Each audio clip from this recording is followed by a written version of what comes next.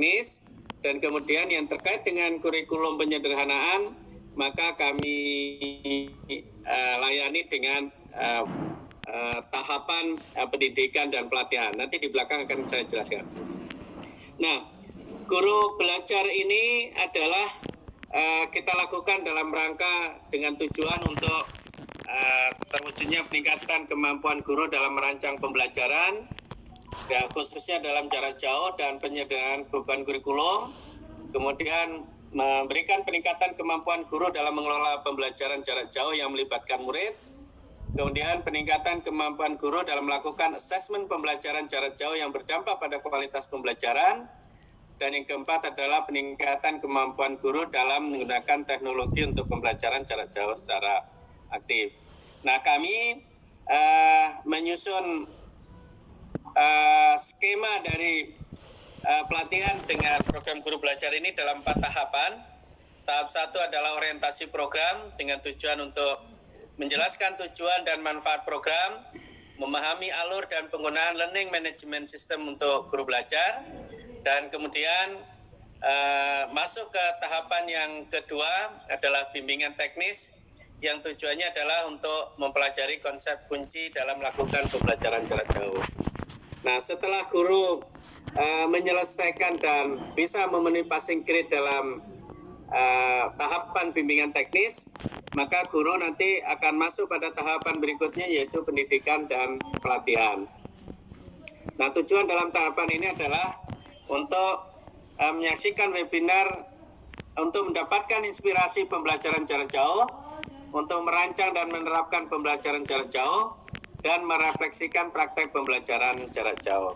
Dan nanti setelah menyelesaikan tahapan diklat ini, maka sebagai program tindak lanjutnya, guru melakukan pengimbasan dengan mengajak dan mendampingi guru lain untuk mengikuti program guru belajar. Sehingga nanti akan semakin banyak dengan keikutsertaan Bapak Ibu sekalian dalam program guru belajar ini untuk di masa-masa yang akan datang. Nah, ada yang menjadi kekhasan dari program guru belajar ini. Yang pertama adalah lebih fleksibel. Jadi Bapak dan Ibu dalam mengikuti bimbingan teknis ini, itu silahkan menyesuaikan waktu-waktu luang yang Bapak Ibu punya. Bisa di pagi hari, bisa di siang hari, bahkan di malam hari sekalipun Bapak Ibu bisa mengikuti bimbingan teknis. Kemudian yang kedua lebih mudah, karena melalui learning management system Bapak Ibu sudah dibimbing tahapan-tahapan yang harus dilakukan secara berjenjang. Kemudian yang ketiga lebih menantang, karena memang kita ingin Bapak dan Ibu terus meningkat kompetensinya, sehingga kita berikan contoh-contoh kasus yang menantang kepada Bapak dan Ibu guru untuk mencari solusi jawabannya. Dan kemudian yang keempat adalah lebih kolaboratif, karena Bapak dan guru bisa belajar bersama dengan guru yang lain, bisa berdiskusi, bisa membuat proyek bersama untuk menyelesaikan tugas-tugas yang ada di dalam guru belajar. Artinya Bapak dan Ibu, portal guru belajar ini akan memberikan kesempatan dan peluang kepada Bapak Ibu semuanya untuk silahkan berpacu dengan waktu dan kemampuan Bapak dan Ibu untuk bisa menyelesaikan modul-modul yang sudah kita siapkan dalam portal guru belajar ini.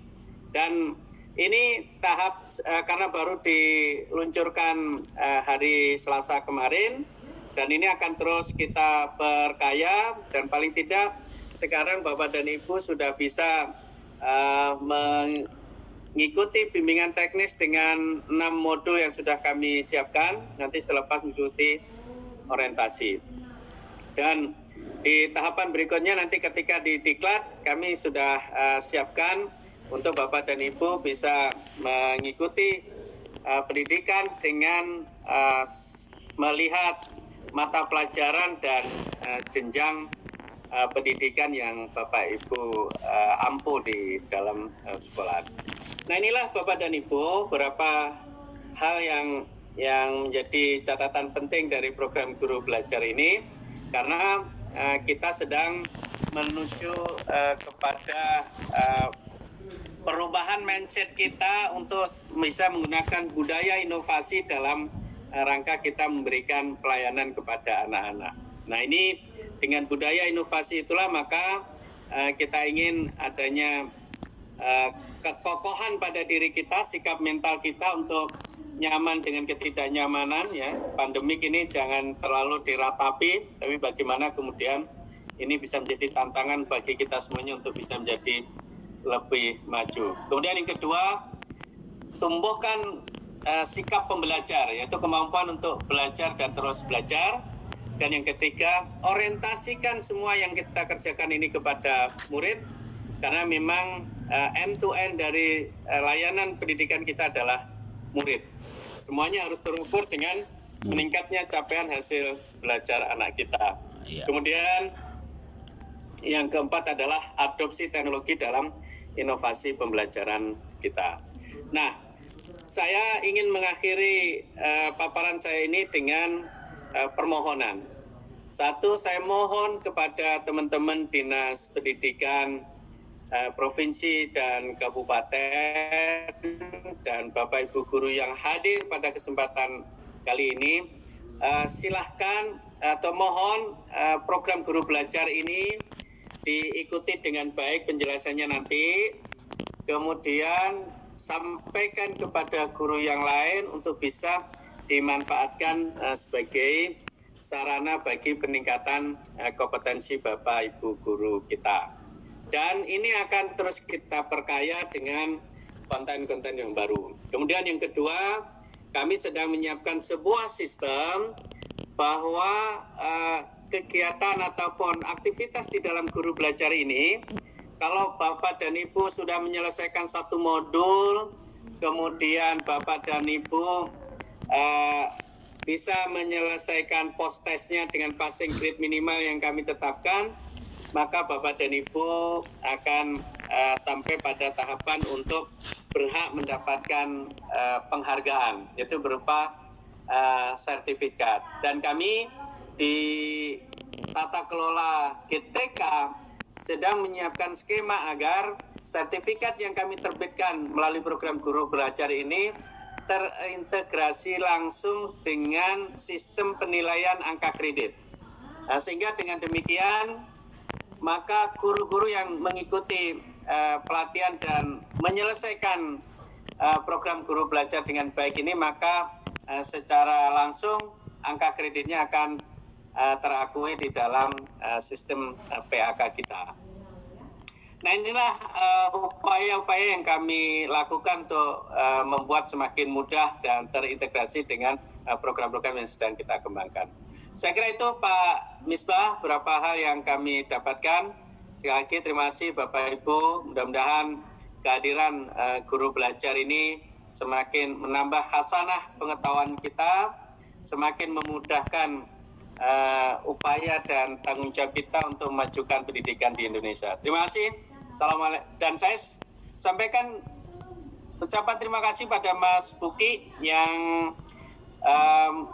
sebagai tim ahlinya dari program guru belajar ini, dan juga sudah berkenan untuk nanti bersapa langsung dengan Bapak Ibu sekalian, dan juga ke Mas Bondan Prakoso yang sudah menggawangi bagian dari aplikasi, dan ini sungguh satu hal yang sangat luar biasa, dan Mas Bondan juga hadir bersama Bapak Ibu sekalian sehingga mudah-mudahan segala yang masih kita pikirkan, yang kita pertanyakan nanti bisa kita temukan jawabannya di sini. Terima kasih Mas Misbah. Assalamualaikum warahmatullahi wabarakatuh. Waalaikumsalam warahmatullahi wabarakatuh. Baik, terima kasih Pak Praptono. Mungkin bisa stop share screen-nya Pak.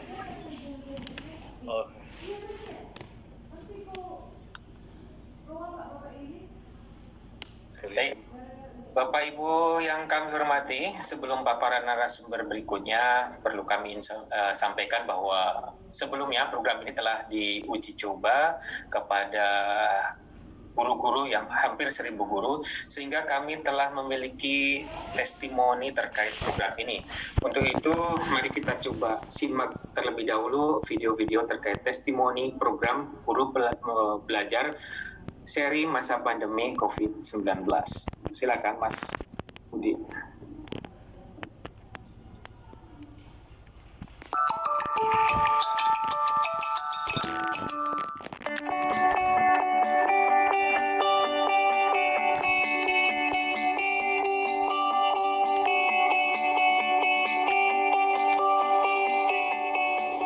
Assalamualaikum warahmatullahi wabarakatuh. Saya Anis Masriah, guru TK Negeri Pembina Kecamatan Kepanjen Kidul, Kota Blitar, Provinsi Jawa Timur. Pada kesempatan kali ini, saya ingin mengucapkan terima kasih yang banyak kepada Kementerian Pendidikan dan Kebudayaan, Direktorat Jenderal Guru dan Tenaga Kependidikan, yang mana dalam masa pandemi COVID ini telah melakukan terobosan dan inovasi melalui program Guru Belajar seri masa pandemi COVID-19 yang dapat kita akses dengan mudah melalui laman gurubelajar.kemendikbud.go.id, sehingga kami dapat merancang dan melakukan pembelajaran jarak jauh dengan tetap melakukan pembelajaran yang bermakna bagi anak usia dini untuk melakukan merdeka belajar dari rumah bersama orang tua dengan penyederhanaan kurikulum, sehingga kita dapat melakukan pembelajaran yang sangat mudah dipahami melalui perencanaan sampai kepada asesmen oleh orang tua, baik pendidik anak usia dini di seluruh Indonesia. Semoga inovasi dan terobosan ini terus berkembang demi kemajuan pendidikan di Indonesia. Tetap semangat. Terima kasih. Wassalamualaikum warahmatullahi wabarakatuh.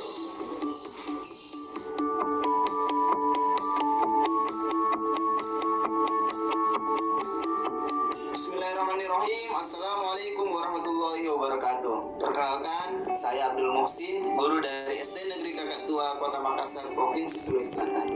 Mohon izinkan saya untuk menyampaikan pesan setelah saya mengikuti BIMTEK Guru Belajar seri pandemi COVID-19 ini. Bimbingan teknis ini sangat bermanfaat sekali untuk para guru yang sedang mengalami kesulitan dalam melaksanakan pembelajaran jarak jauh atau yang sering kita kenal dengan PJJ. BIMTEK ini pasti akan membantu dan memberikan pencerahan bagi guru. Materi yang disampaikan sangat mudah dipahami dan sangat menarik dalam segi tampilan. Harapan saya untuk BIMTEK Guru Belajar ini di masa pandemi bisa diikuti oleh semua guru yang ada di Indonesia, termasuk guru di daerah terpencil yang belum ada sinyal. Terima kasih Direktorat Jenderal GTK atas inovasi yang dilakukan. GTK keren.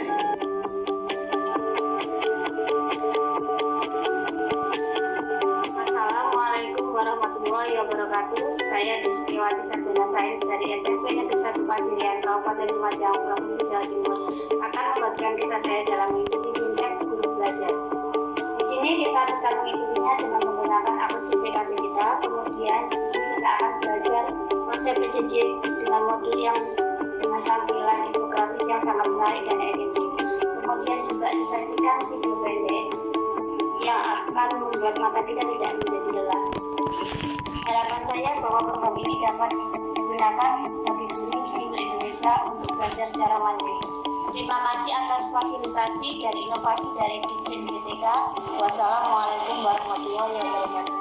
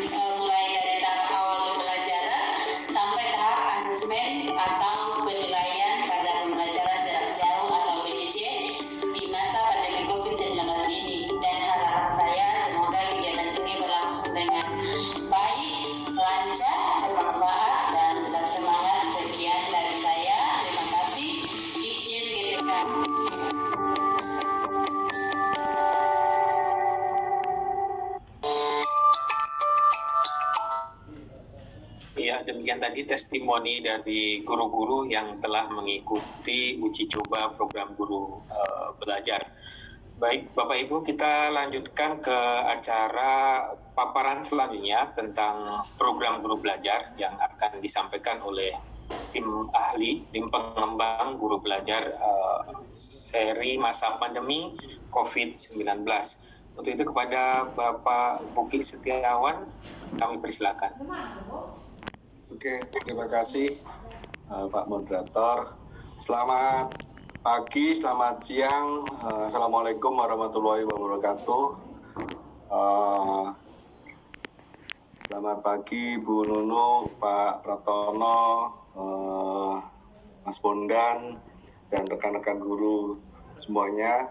Ini ada banyak sekali yang menyaksikan, senang melihat antusiasme guru-guru untuk belajar, karena ya namanya juga guru yang mengajar pada murid tentunya memberikan teladan juga untuk gemar belajar gitu ya. Kalau gurunya semangat belajar seperti ini, pasti murid-muridnya juga semangat belajar. Ya, saya izin untuk screen share sebentar.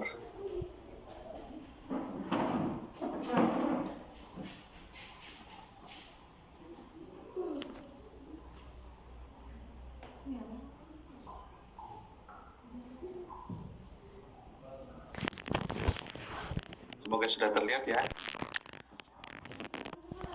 Ya, jadi perkenalkan, saya Buki Setiawan, Ketua Yayasan Guru Belajar yang dilibatkan di sini di program ini sebagai tim ahli. Kalau mau berinteraksi dengan saya lebih lanjut bisa follow di Twitter atau Instagram. Nah, sekarang kita coba refleksi dulu apa sih yang kita alami ketika masa pandemi COVID-19. Tadi Pak Pratono sudah menyampaikan sejumlah teman-teman menarik. Tapi saya coba mengajak rekan-rekan guru untuk refleksi bersama, kira-kira apa sih yang kita alami selama pandemi COVID-19 ini. Apa sih tantangan yang dihadapi? Boleh ditulis di komentar, teman-teman. Kalau berdasarkan pengamatan saya, berdasarkan hasil survei, tadi sudah disampaikan oleh Pak Pratono, setidaknya ada 3 poin penting yang saya pelajari selama masa pandemi ini. Yang pertama, banyak guru yang mengalami kesulitan dalam melakukan pembelajaran jarak jauh.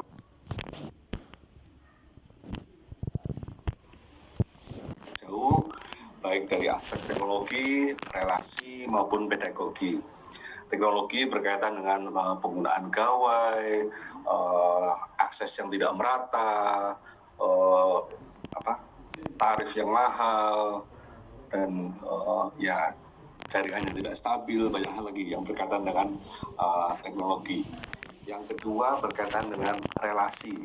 Ya, pandemi kan kemudian akhirnya menuntut bagaimana pelibatan orang tua yang lebih intensif dibandingkan masa-masa sebelumnya.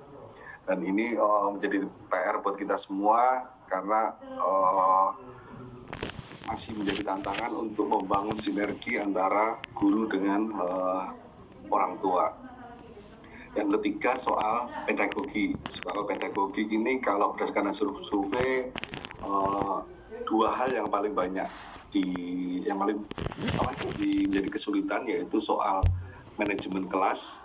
Bagaimana sih kalau pembelajaran jarak jauh itu murid tetap memperhatikan guru, tetap mengikuti proses belajar dengan semangat, tetap fokus, tidak beralih ke hal-hal yang lain.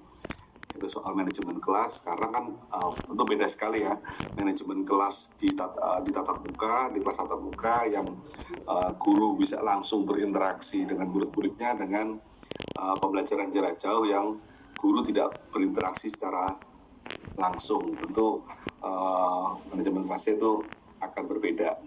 Yang kedua yang berkaitan dengan asesmen. Yang berkaitan dengan asesmen juga jadi tantangan, karena ya seperti tadi karena pembelajaran jarak jauh tentu butuh pendekatan, butuh metode, butuh cara yang yang berbeda, bagaimana asesmen itu digunakan, kapan asesmen itu digunakan, dan bagaimana melakukannya secara efektif, kurang lebih seperti itu. Sementara untuk strategi pembelajaran kayak penyusunan RPP dan segala macam, memang masih menjadi kesulitan, tapi kalau dari hasil surveinya relatif lebih kecil. Jadi kalau yang aspek-aspek yang lain itu antara 50-60%, kalau yang strategi pembelajaran atau berdasarkan RPP itu di angka 30-35% gitu. Ya, tapi setidaknya di tiga aspek ini kita sama-sama menghadapi tantangan, yaitu teknologi, relasi, dan pedagogik. Yang tiga ini penting buat kita untuk diselesaikan untuk memastikan layanan pada siswa-siswa kita. Yang kedua, ini yang menarik, karena luasnya Indonesia, beragam kondisi dan segala macam, memang menjadi tantangan sekali bagaimana mengkomunikasikan sebuah kebijakan, sebuah pedoman, apalagi kondisinya pandemi, lebih menantang lagi. Jadi bagaimana kebijakan pedoman itu bisa tersosialisasikan ke sebanyak mungkin guru. Tadi ya ini jadi tantangan kalau pada sebelum pandemi lebih banyak pilihan bentuk kegiatan untuk mensosialisasikan kebijakan maupun pedoman. Dalam situasi pandemi pilihan-pilihan itu hilang, nggak bisa, sangat terbatas.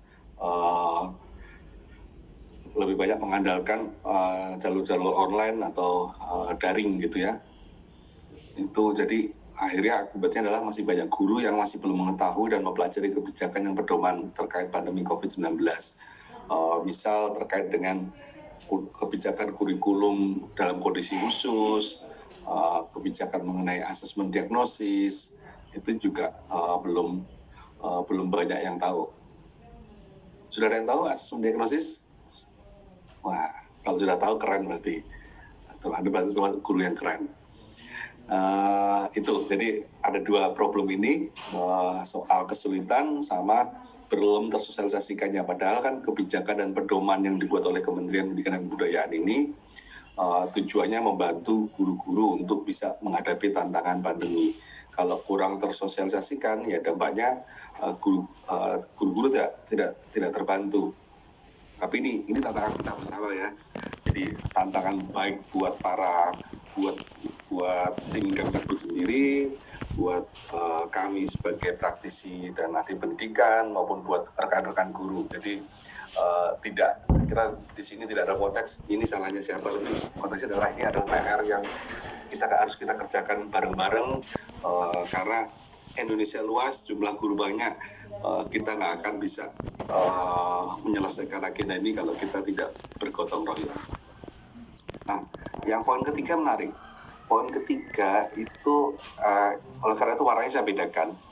Poin ketiga itu meskipun ada yang kesulitan, meskipun ada yang belum mengetahui kebijakan dan pedoman, tapi rupanya di lapangan itu ada sejumlah guru yang telah melakukan praktek baik pembelajaran jarak jauh di berbagai daerah, baik di Jawa maupun di luar Jawa, baik di daerah non 3T maupun di daerah 3T.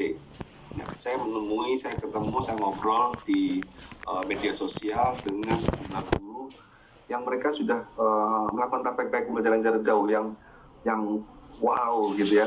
Wah, ternyata bisa ya. Jadi meskipun ada sejumlah kesulitan, ada dua kesulitan yang kita temui, ada satu modal penting yang justru itu berasal dari guru yang perlu ini dioptimalkan agar PR kita tadi bisa segera terselesaikan. Jadi tantangannya adalah bagaimana kita mengoptimalkan modal praktek baik rekan-rekan guru yang telah melakukan praktek baik ini untuk bersama-sama menyelesaikan dua tantangan yang di sebelah kiri itu, ya, yang soal belum mengetahui dan belajar kebijakan pedoman, sama banyak guru yang masih mengalami kesulitan di pembelajaran jarak jauh. Jadi, sudah siap untuk menghadapi tantangan ini kan teman-teman? Siap untuk bergotong royong? Ayo. Nah, oleh karena itu, apa yang bisa dilakukan? Apa yang bisa dilakukan agar PR kita tadi itu bisa segera diselesaikan? Yang pertama adalah butuh suatu program yang itu masif, ya, bisa menjangkau guru secara seluas-luasnya sebanyak mungkin, karena waktunya juga mepet, kondisinya darurat, jadi harus bisa menjangkau yang masif. Yang kedua, luas karena kondisi tiap daerah berbeda. Kalau sebelum pandemi itu meskipun ada sejumlah perbedaan, tapi hampir semua daerah bisa mengadakan kegiatan pertemuan tatap muka gitu ya. Tapi ketika situasi pandemi, itu sudah beda antara ada yang daerah dengan zona merah, zona orange, zona hijau, zona putih dan segala macam, itu berbeda sehingga tidak bisa dilakukan secara sama. Oleh karena itu butuh program yang luas yang dia bisa adaptif terhadap berbagai kondisi daerah, berbagai kondisi guru. Yang masif dan luas sehingga bisa menjangkau sebanyak mungkin guru yang mengikuti program secara mandiri. Itu kok masih secah, ketinggalan arahnya. Ya, secara mandiri, masif, luas, mandiri, teman-teman. Ya. Dan ini jadi tantangan besar buat kita semua karena dalam situasi normal kita juga belum bisa menjangkau seluruh guru dalam batas waktu yang minim. Yang masa pandemi ini tantangan benar buat kita. Bagaimana kan waktu yang minimal, prasarana atau pilihan kegiatan yang minimal bisa menjangkau secara maksimal. Ini PR. Makanya ini benar-benar PR. Tapi inilah program yang dibutuhkan. Program yang masif, luas, dan dapat diikuti oleh guru secara mandiri. Nah, guru tidak tergantung pada arahan, pada jam kerja dan segala macam. Lebih fleksibel. Jadi Bapak dan Ibu dalam mengikuti bimbingan teknis ini itu silahkan menyesuaikan waktu-waktu luang yang Bapak Ibu punya. Bisa di pagi hari, bisa di siang hari, bahkan di malam hari sekalipun Bapak Ibu bisa mengikuti bimbingan teknis. Kemudian yang kedua lebih mudah karena melalui learning management system Bapak Ibu sudah dibimbing tahapan-tahapan yang harus dilakukan secara berjenjang. Kemudian yang ketiga lebih menantang karena memang kita ingin Bapak dan Ibu terus meningkat kompetensinya sehingga kita berikan contoh-contoh kasus yang menantang kepada Bapak dan Ibu guru untuk mencari solusi jawabannya. Dan kemudian yang keempat adalah lebih kolaboratif karena Bapak dan guru bisa belajar bersama dengan guru yang lain, bisa berdiskusi, bisa membuat proyek bersama untuk menyelesaikan tugas-tugas yang ada di dalam guru belajar. Artinya Bapak dan Ibu, portal guru belajar ini akan memberikan kesempatan dan peluang kepada Bapak Ibu semuanya untuk silakan berpacu dengan waktu dan kemampuan Bapak dan Ibu untuk bisa menyelesaikan modul-modul yang sudah kita siapkan dalam portal guru belajar ini. Dan ini tahap karena baru diluncurkan hari Selasa kemarin, dan ini akan terus kita perkaya, dan paling tidak sekarang Bapak dan Ibu sudah bisa mengikuti bimbingan teknis dengan 6 modul yang sudah kami siapkan nanti selepas mengikuti orientasi. Dan di tahapan berikutnya nanti ketika di diklat kami sudah siapkan untuk Bapak dan Ibu bisa mengikuti pendidikan dengan melihat mata pelajaran dan jenjang pendidikan yang Bapak Ibu ampu di dalam sekolah. Nah, inilah Bapak dan Ibu beberapa hal yang menjadi catatan penting dari program guru belajar ini, karena kita sedang menuju kepada perubahan mindset kita untuk bisa menggunakan budaya inovasi dalam rangka kita memberikan pelayanan kepada anak-anak. Nah, ini dengan budaya inovasi itulah maka kita ingin adanya kekokohan pada diri kita, sikap mental kita untuk nyaman dengan ketidaknyamanan ya. Pandemik ini kemarin juga kita lakukan 1 bulan seri webinar dan alhamdulillah juga responnya sangat bagus ya.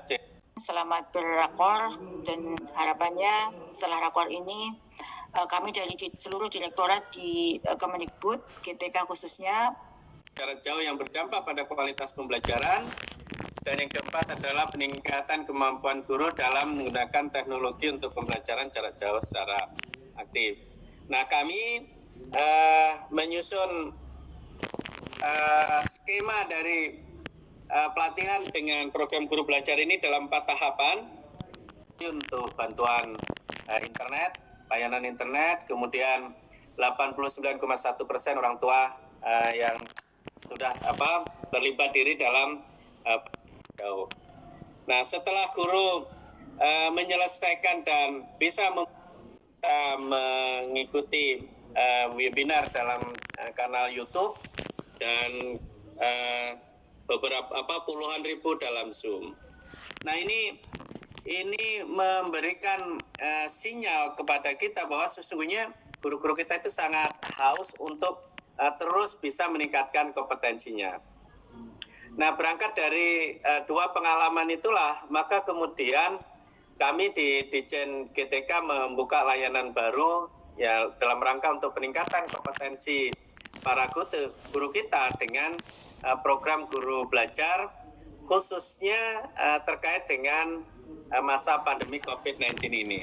Kenapa ini menjadi penting? Ini adalah coba kita sinergikan dengan kebijakan Mas Menteri yang telah melakukan penyederhanaan kurikulum dengan menetapkan kurikulum berbasis kompetensi dasar esensial. Nah, sehingga memang materi-materi yang kami sajikan di dalam program guru belajar ini, satu adalah dalam rangka untuk menjawab tantangan metode belajar para guru yang